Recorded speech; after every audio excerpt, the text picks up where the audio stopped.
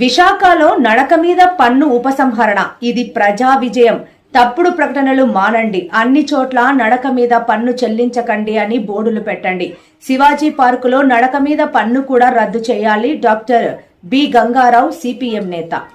స్వర్ణభారతి అలాగే ఇందిరా ప్రియదర్శిని లేకపోతే రాజీవ్ స్పోర్ట్స్ దగ్గర వేశామని ప్రకటన చేసి ఈ రోజు ఎట్టకేలకు ఎక్కడ వాకర్స్ మీద మేము పన్ను విధించము అనేటటువంటి అయితే ఇక్కడ ఏదో రోమన్స్ సృష్టించినట్లు అబద్ధాలు చేసినట్లు ఇవన్నీ వాళ్ళు చేసినటువంటి తప్పుల్ని కప్పుపుచ్చుకోవడం కోసం తెలుగుదేశం కూటమి ఆడుతున్నటువంటి కొత్త డ్రామా.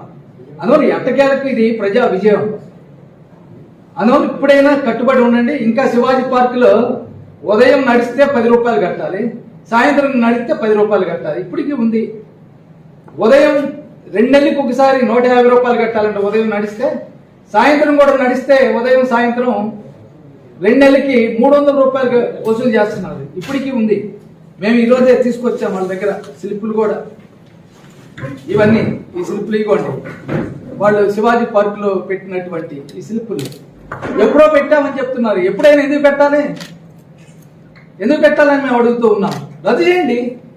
ఈ శివాజీ పార్క్ ఎవరిది? ప్రజలది. అందువల్ల రద్దు చేయండి మేము అడుగుతూ ఉన్నాం. ఉడా పార్క్ అవన్నీ కూడా పెట్టారు, అవి కూడా రద్దు చేయండి. కూటమి ప్రభుత్వం ఎందుకు రద్దు చేయదు? ప్రజా సంక్షేమం అనుకున్నప్పుడు వీటన్నిటి మీద రద్దు చేయమనేటువంటిది మేము సిపిఎం పార్టీ డిమాండ్ చేస్తున్నాం. రెండవది, మేము అది